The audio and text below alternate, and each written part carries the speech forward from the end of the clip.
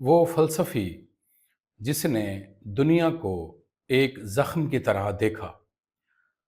ذرا تصور کیجئے، ایک 17 سالہ لڑکا اپنے تاجر باپ کے ساتھ پورے یورپ کے سفر پر نکلا ہے۔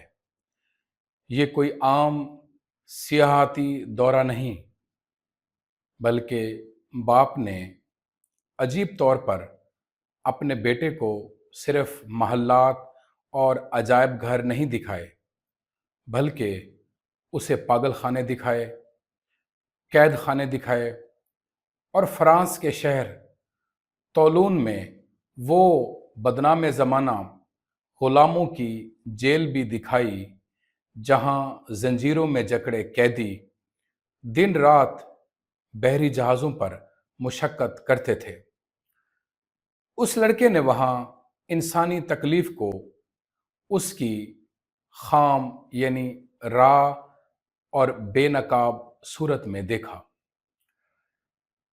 نہ کتابوں میں، نہ فلسفے کے رسالوں میں، بلکہ زنجیروں کی آواز میں، بھوکے چہروں میں، ٹوٹی ہوئی آنکھوں میں۔ اس لڑکے کا نام تھا آرتھر شوپنہار، اور برسوں بعد جب وہ دنیا کا سب سے بے رحم اور سب سے دیانتدار فلسفی بنا، تو اس نے خود لکھا کہ اس سفر نے اس کے دل پر وہ نقش چھوڑا جو کبھی نہیں مٹتا۔ وہ نقش اس کے پورے فلسفے کی بنیاد بنا۔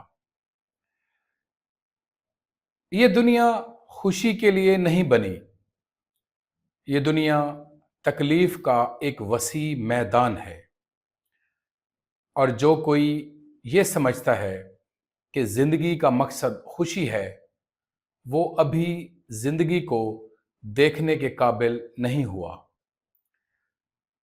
آج ہم اس فلسفی کی بات کریں گے جسے تاریخ نے عظیم مایوس کن یعنی گریٹ پیسیمسٹک فلاسفر کا خطاب دیا،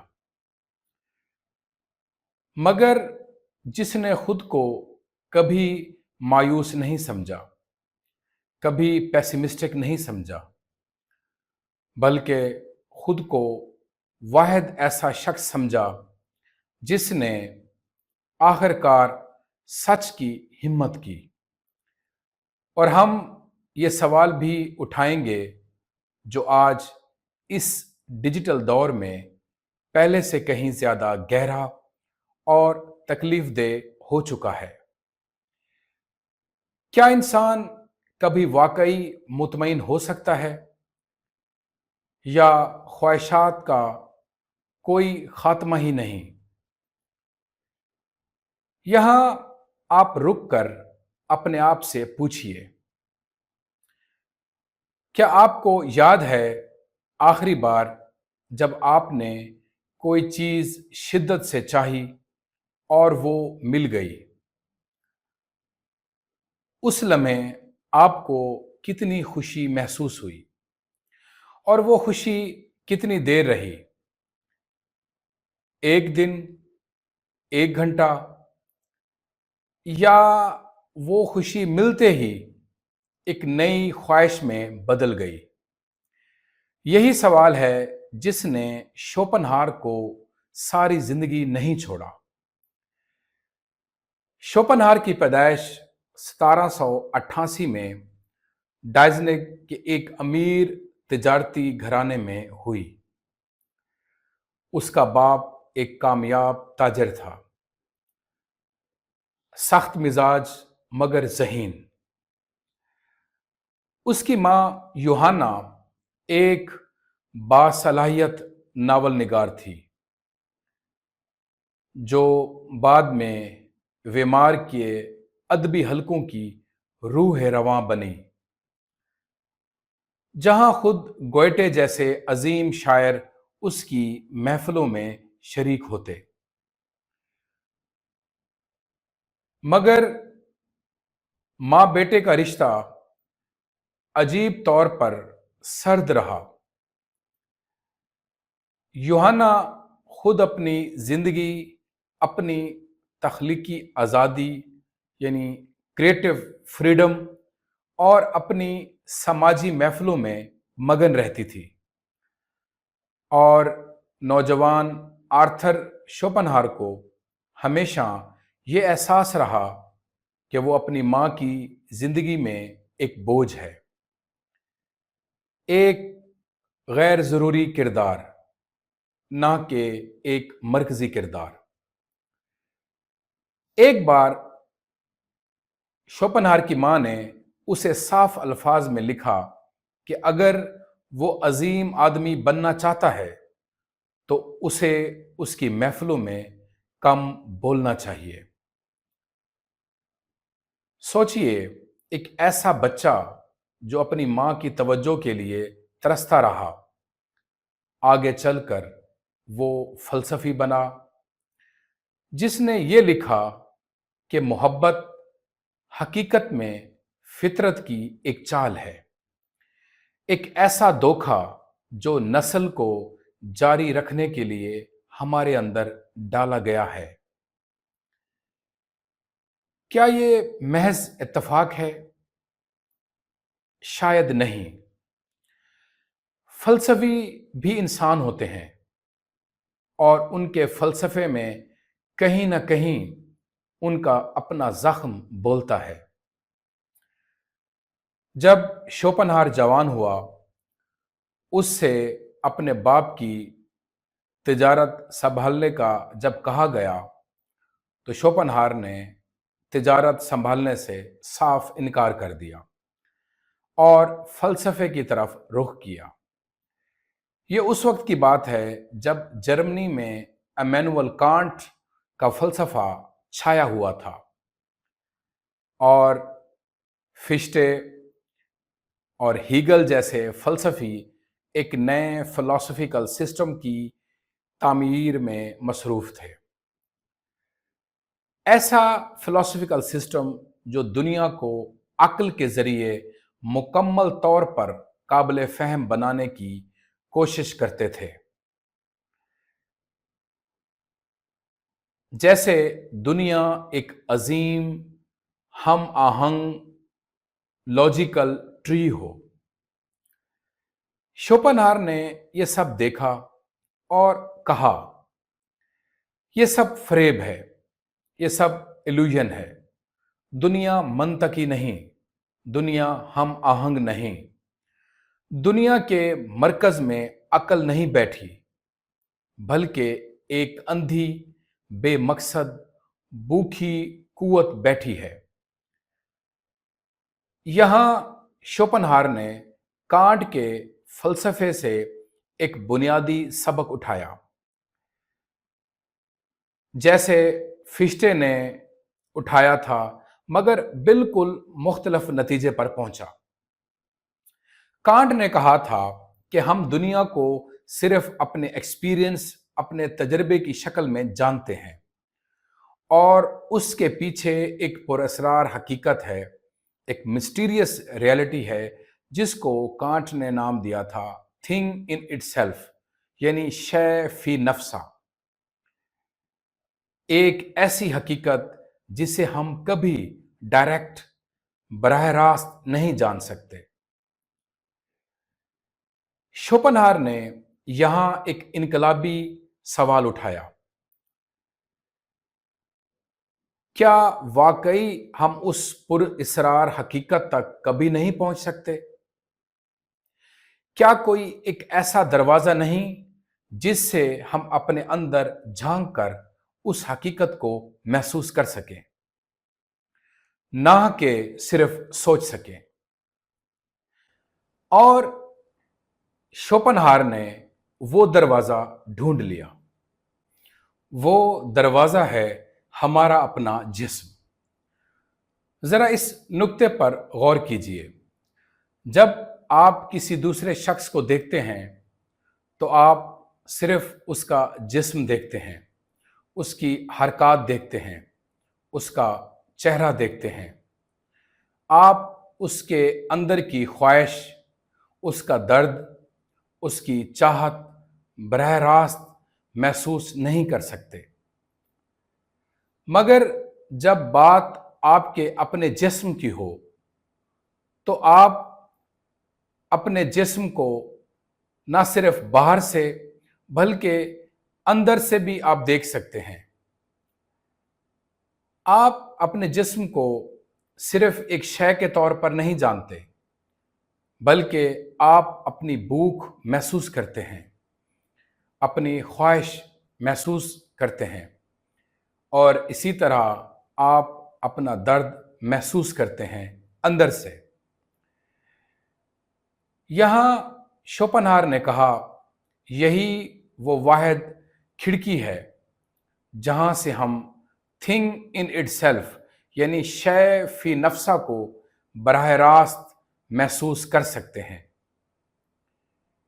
اور جب ہم اپنے اندر جھانکتے ہیں ہمیں کیا ملتا ہے؟ عقل نہیں، منطق نہیں، ہمیں ملتی ہے ایک اندھی، بلائنڈ، کنٹینیوس، مسلسل، کبھی نہ رکنے والی خواہش، ایک قوت، ایک فورس جو ہر وقت کچھ نہ کچھ چاہتی رہتی ہے۔ شوپنہار نے اس قوت کو ایک نام دیا۔ شوپنہار نے اس کو نام دیا ارادہ، یعنی ول۔ شوپنہار نے اپنی میگنم اوپس یعنی اپنی شرح آفاق کتاب the world as will end representation, دنیا بطور ارادہ اور تصور، اس میں شوپنہار نے ایک شاندار جملہ کہا۔ اس جملے کو فلسفے کی تاریخ کے ان مشہور اور تاریخی جملوں میں شامل کیا گیا ہے جس نے فلسفے پہ گہرا اثر ڈالا۔ اس نے لکھا، دنیا میرا تصور ہے۔ یعنی آپ اس جملے کو محسوس کیجئے، شوپنہار یہ نہیں کہہ رہا کہ دنیا حقیقی نہیں، وہ کہہ رہا ہے کہ ہر انسان کے لیے دنیا اس شکل میں موجود ہے جس شکل میں وہ اس کے ذہن میں نمودار ہوتی ہے، جو اس کے ذہن میں اپیئر ہوتی ہے، مینیفیسٹ ہوتی ہے۔ سورج خود کو نہیں دیکھتا، درخت خود کو نہیں دیکھتا، صرف ایک آنکھ جو دیکھتی ہے اس کے لیے سورج اور درخت موجود ہیں۔ یہ دنیا کا ایک رخ ہے، تصور کا رخ۔ مگر شوپنہار نے فوراً یہ بھی کہہ دیا کہ دنیا کا ایک دوسرا رخ بھی ہے، وہ رخ جو تصور کے پردے کے پیچھے چھپا ہے، اور وہ رخ ہے ارادہ، یعنی ول۔ ہر پتھر جو زمین کی طرف کھنچتا ہے، ہر پودا جو سورج کی طرف بڑھتا ہے، ہر جانور جو شکار کرتا ہے، ہر انسان جو خواہش کرتا ہے، یہ سب شوپنہار کے نزدیک ایک ہی بنیادی قوت کی مختلف صورتیں ہیں۔ ایک ایسی قوت جو نہ عقل رکھتی ہے، نہ مقصد، نہ آرام۔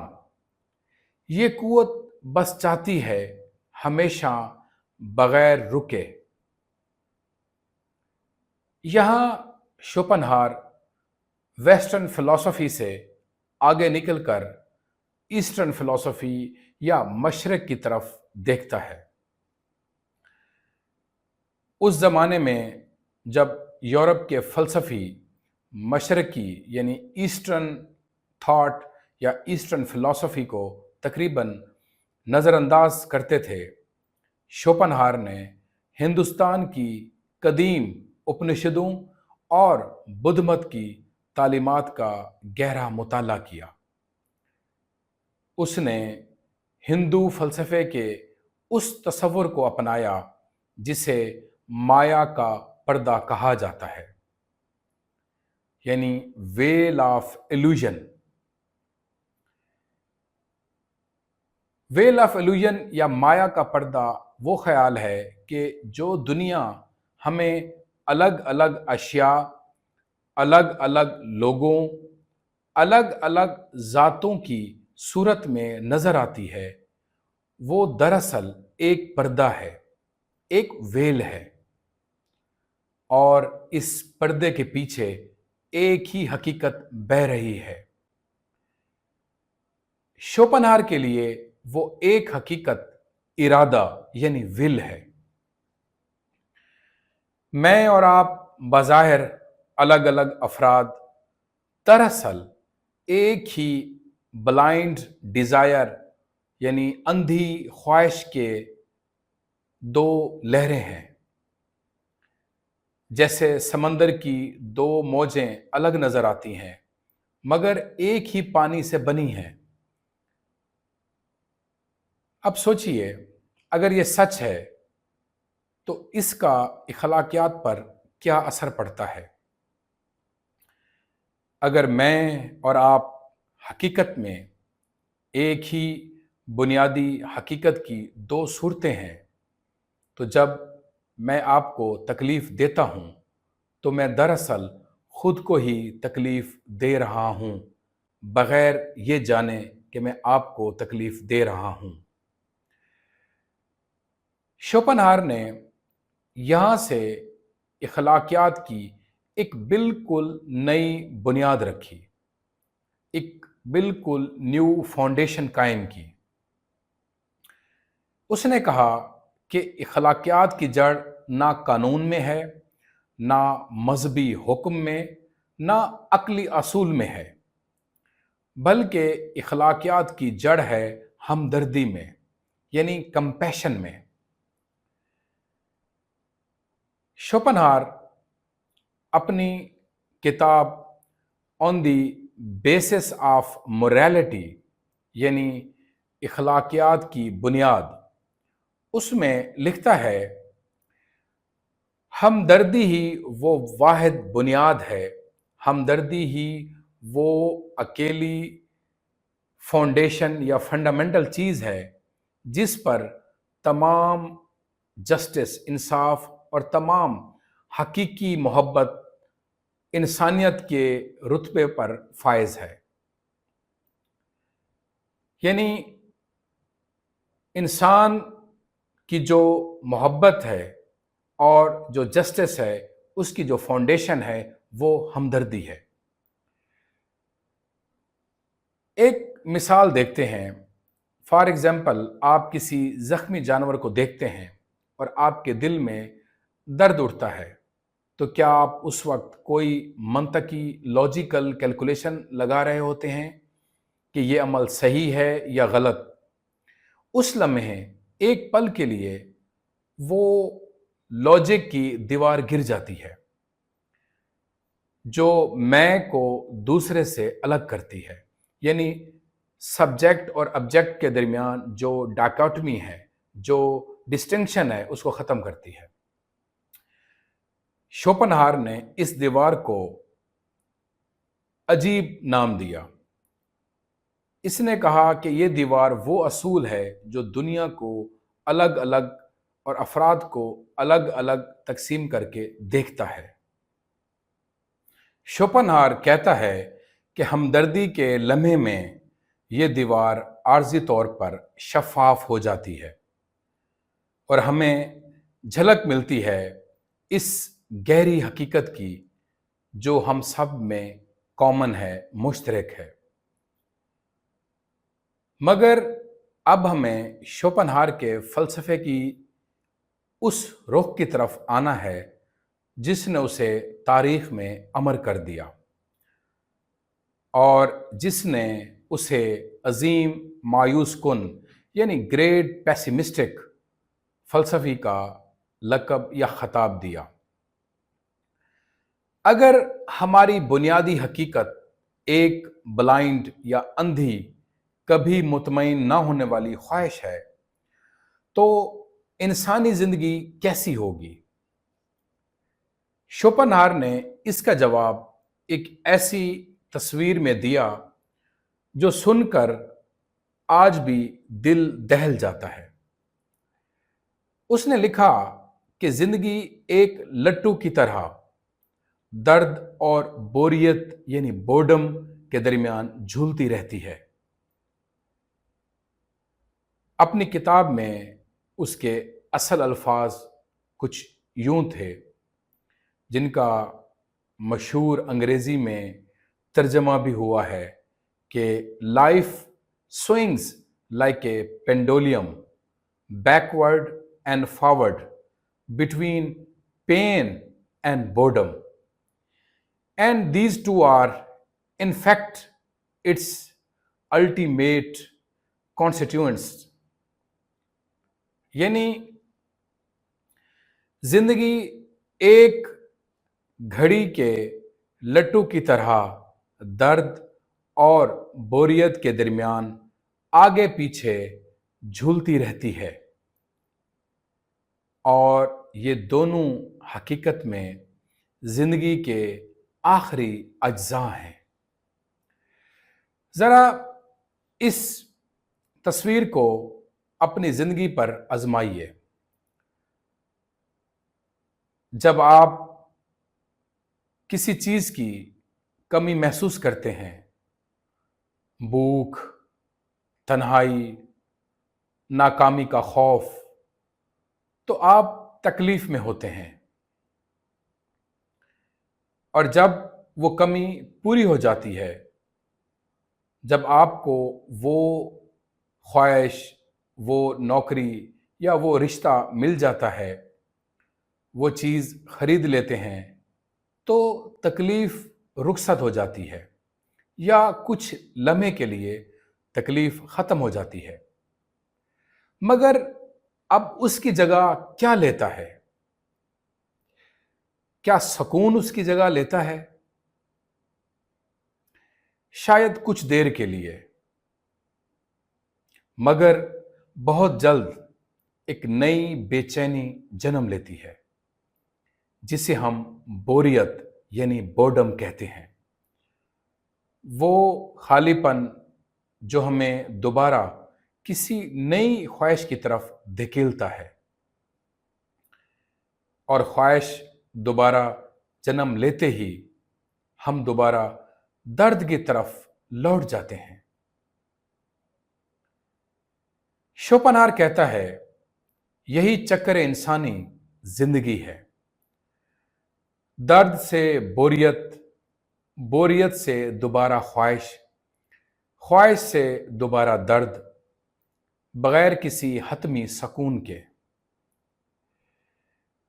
کیا آپ نے کبھی محسوس کیا ہے کہ ایک نیا اسمارٹ فون خریدنے کی خوشی کتنی جلدی ختم ہو جاتی ہے؟ کہ ایک نئی کامیابی کا نشہ کتنی جلدی اتر جاتا ہے، اور آپ فوراً اگلی چیز کی طرف دیکھنے لگتے ہیں۔ شوپنہار کہتا ہے کہ یہ کوئی نفسیاتی کمزوری نہیں، یہ وجود کی بنیادی ساخت ہے، یہ ایگزسٹنس کا فنڈامنٹل سٹرکچر ہے۔ خواہش کبھی حتمی طور پر مطمئن نہیں ہو سکتی، کیونکہ خواہش کی فطرت ہی یہی ہے کہ وہ خود کو ہمیشہ زندہ رکھے۔ اپنی کتاب میں شوپنہار نے ایک تمثیل لکھی، ایک میٹافوریکلی ایک چیز لکھی جسے آج پوری دنیا میں ہیج ہاگز ڈیلما کہا جاتا ہے۔ ہیج ہاگ وہ جانور ہے جس کے جلد پر کانٹے ہوتے ہیں۔ اس نے لکھا کہ سردیوں کی ایک رات ہیج ہاگز نے ایک جھنڈ بنا کے ایک دوسرے کے قریب آ کر گرمی حاصل کرنے کی کوشش کرتے ہیں، مگر وہ جھنڈ جیسے ہی ایک دوسرے کے قریب آتے ہیں، ان کے کانٹے ایک دوسرے کو چبھنے لگتے ہیں اور وہ دور ہٹ جاتے ہیں۔ مگر دور ہٹتے ہی سردی دوبارہ انہیں تکلیف دیتی ہے۔ چنانچہ اس سردی سے بچنے کے لیے وہ دوبارہ قریب آتے ہیں اور دوبارہ ان کو ایک دوسرے کے کانٹے چبھتے ہیں۔ یہ سلسلہ تب تک جاری رہتا ہے جب تک وہ ایک ایسا فاصلہ نہیں پا لیتے جہاں نہ زیادہ سردی ہو نہ زیادہ چبھن۔ شوپنہار کہتا ہے انسانی رشتے بھی ایسے ہی ہیں۔ ہم ایک دوسرے کی تنہائی کی سردی سے بچنے کے لیے قریب آتے ہیں، مگر قریب آتے ہی ہماری اپنی ایگو، ہماری اپنی انا، ہماری خود غرضی، ہمارے کانٹے ایک دوسرے کو زخمی کرنے لگتے ہیں۔ اور مہذب سوسائٹی، مہذب معاشرہ شوپنہار کے مطابق دراصل وہ فاصلہ ہے جسے انسانوں نے صدیوں کی آزمائش کے بعد ڈھونڈ نکالا ہے۔ کیا یہ تصویر آپ کو کسی رشتے کی یاد نہیں دلاتی؟ کسی ایسی محبت کی جو شروع میں گرمی دیتی تھی اور بعد میں چبھن بننے لگی۔ اب ذرا سوچئے، اگر زندگی اس طرح کی ہے تو کیا کوئی راستہ نہیں کہ انسان اس چکر سے اگرچہ عارضی طور پر آزاد ہو سکے؟ یہاں شوپنہار کا فلسفہ اپنی سب سے خوبصورت شکل اختیار کرتا ہے۔ اس نے کہا کہ دو ایسے راستے ہیں جہاں انسان کچھ دیر کے لیے اس بلائنڈ ڈیزائر یعنی اندھی خواہش کی گرفت سے نکل سکتا ہے۔ پہلا راستہ ہے فن یعنی آرٹ، خاص طور پر موسیقی، میوزک۔ شوپنہار کے نزدیک جب ہم کسی خوبصورت پینٹنگ کو، خوبصورت مصوری کے شاہکار کو دیکھتے ہیں یا کوئی گہری موسیقی سنتے ہیں تو اس لمحے ہم اپنی ذاتی خواہشات کو بھول جاتے ہیں۔ ہم یہ نہیں سوچ رہے ہوتے کہ میں یہ پینٹنگ خرید سکتا ہوں یا نہیں، یہ گانا میرے کس کام آئے گا، یہ گانا مجھے کیا فائدہ دے گا، یہ موسیقی مجھے کیا فائدہ دے گی، بلکہ ہم صرف دیکھ رہے ہوتے ہیں، صرف سن رہے ہوتے ہیں بغیر کسی خواہش کے۔ اس لمحے شوپنہار کہتا ہے ہم عارضی طور پر خواہش کے چکر سے آزاد ہو جاتے ہیں اور خالص مشاہدے کی حالت میں پہنچ جاتے ہیں۔ موسیقی کو شوپنہار نے تمام فنون میں سب سے بلند مقام دیا، کیونکہ اس کے خیال میں موسیقی کسی چیز کی تصویر نہیں بناتی، بلکہ خود ارادے یعنی ول کی براہ راست آواز ہے۔ وہی بنیادی حقیقت جو خود کو بغیر کسی پردے کے ظاہر کرتی ہے۔ دوسرا راستہ، اور شوپنہار کے نزدیک زیادہ گہرا راستہ ہے، وہ ہے ڈینائل آف دی ول، ارادے کی نفی۔ یہاں شوپنہار بدھ مت کی تعلیمات کے قریب آ جاتا ہے۔ اس کا ماننا تھا کہ جو انسان یہ سمجھ لے کہ خواہش کبھی مطمئن نہیں ہوتی، اور جو اپنی انفرادی خواہشات سے دستبردار ہونا سیکھ لے، جو دوسروں کی تکلیف کو اپنی تکلیف سمجھنے لگے،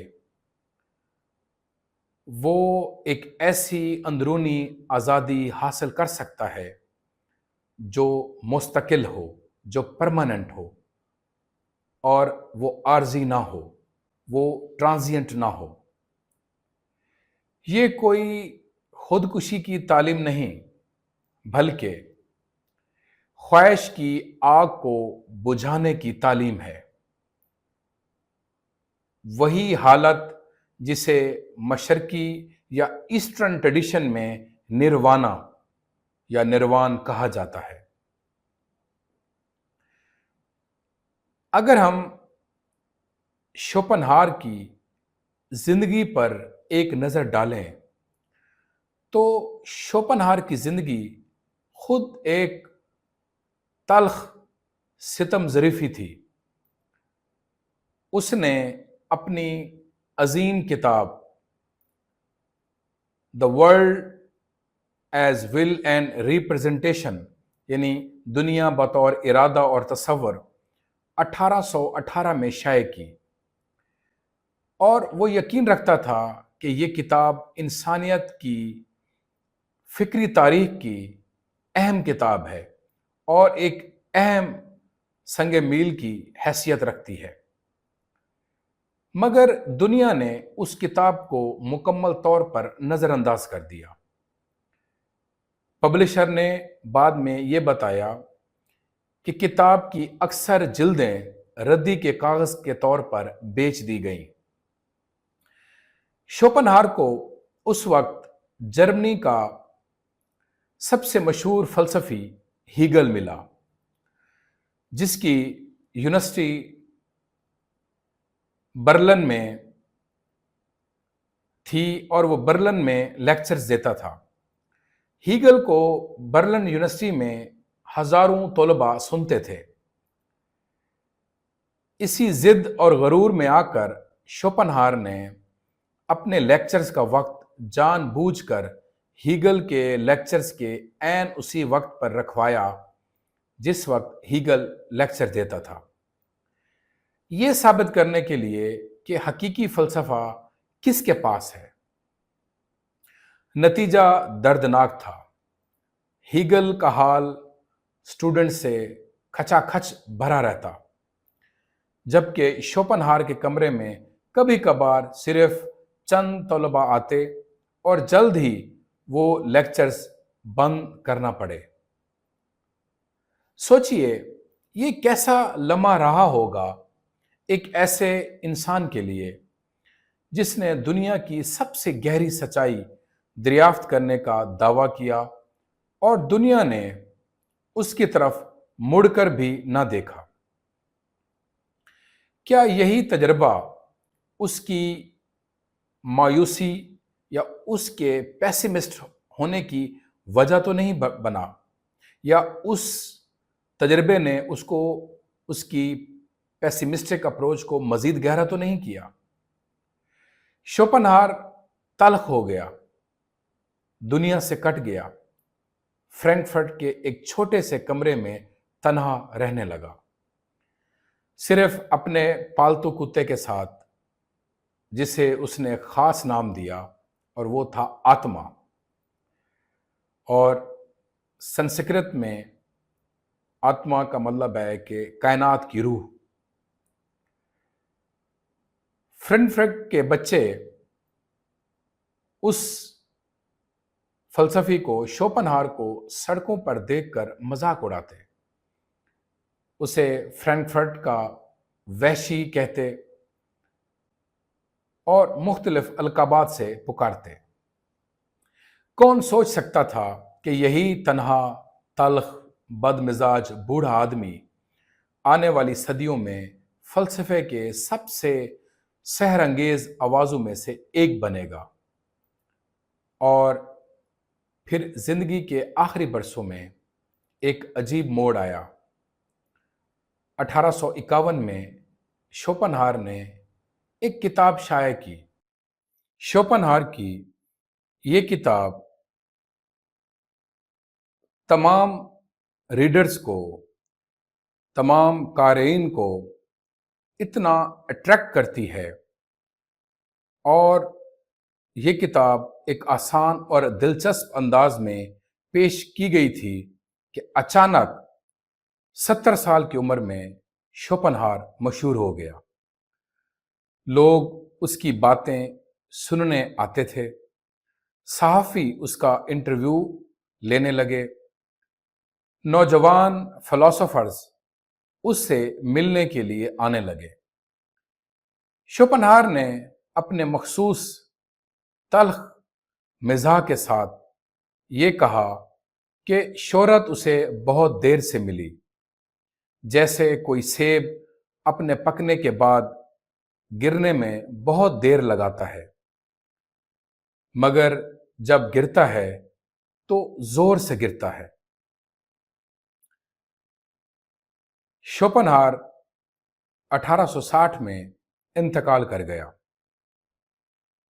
اپنی کرسی پر بیٹھے سکون سے تنہا، کہا جاتا ہے کہ اس کے چہرے پر موت کے وقت کوئی خوف نہ تھا، شاید اس لیے کہ ایک ایسا انسان جس نے ساری زندگی یہ سکھایا کہ خواہش ہی تکلیف کی جڑ ہے، خواہش ہی سفرنگ کی روٹ ہے، موت کو خواہش کے خاتمے کے طور پر دیکھ سکتا تھا، نہ کہ کسی نقصان کے طور پر۔ اگر ہم ایک لمحے کے لیے اپنی آج کی زندگی کی طرف دیکھیں، ہم ایک ایسے دور میں جی رہے ہیں جو عجیب طور پر شوپنہار کے فلسفے کی زندہ تصویر بن چکا ہے۔ آج کی اکانومی پوری طرح ڈیزائرز پر، خواہش پر کھڑی ہے۔ اشتہارات یعنی ایڈورٹائزمنٹس ہمیں مسلسل یہ باور کراتے ہیں کہ اگلی چیز خرید لینے کے بعد، اگلا موقع مل جانے کے بعد آپ مطمئن ہو جائیں گے۔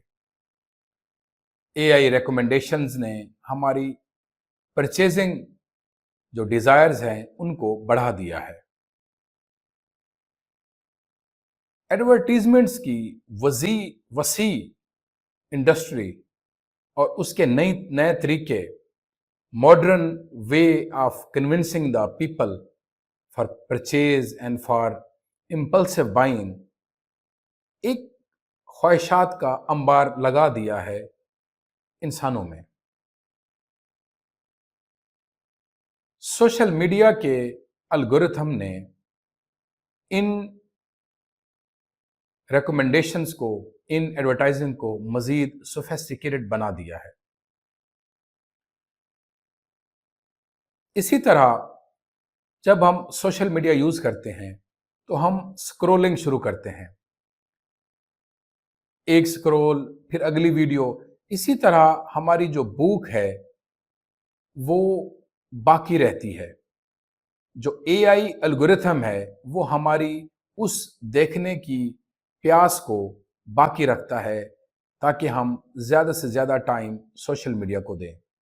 ان سب کے پیچھے جو چیز کام کر رہی ہے وہ خواہش ہے۔ آرٹیفیشل انٹیلیجنس کے اس دور میں جہاں مشینیں انسان کی خواہشات کو اس سے بھی زیادہ کریکٹ وے میں جانتی ہیں، پریڈکٹ کر سکتی ہیں، تو ایسے حالات میں شوپنہار کا سوال اور بھی زیادہ گہرا ہو جاتا ہے۔ اگر ہماری خواہشات پہلے سے اندازہ لگائی جا سکتی ہیں، پریڈکٹ ہو سکتی ہیں، ہمارے دیکھنے سے پہلے ہی ہمارے سامنے رکھی جا سکتی ہیں، تو کیا ہماری آزادی کہاں باقی رہ سکتی ہے؟ کیا ہم واقعی چاہتے ہیں یا ہمیں چاہنا سکھایا جاتا ہے؟ مگر شوپنہار کا فلسفہ صرف مایوسی کی داستان نہیں، اس کے فلسفے میں ایک گہری ہمدردی چھپی ہے جو آج ایک ایسے دور میں جہاں انفرادیت اور خود غرضی کو کامیابی کا زیور سمجھا جاتا ہے، یہ اور بھی زیادہ اہم ہو جاتی ہے۔ شوپنہار ہمیں یاد دلاتا ہے کہ جس لمحے ہم کسی دوسرے کی تکلیف کو اپنی تکلیف کی طرح محسوس کرتے ہیں، اس لمحے ہم اس گہری دیوار کو توڑ دیتے ہیں جو ہمیں ایک دوسرے سے الگ رکھتی ہے، اور شاید یہی وہ واحد لمحہ ہے جہاں انسان اپنی تنہائی سے، اپنی خواہش کی قید سے تھوڑی دیر کے لیے آزاد ہوتا ہے۔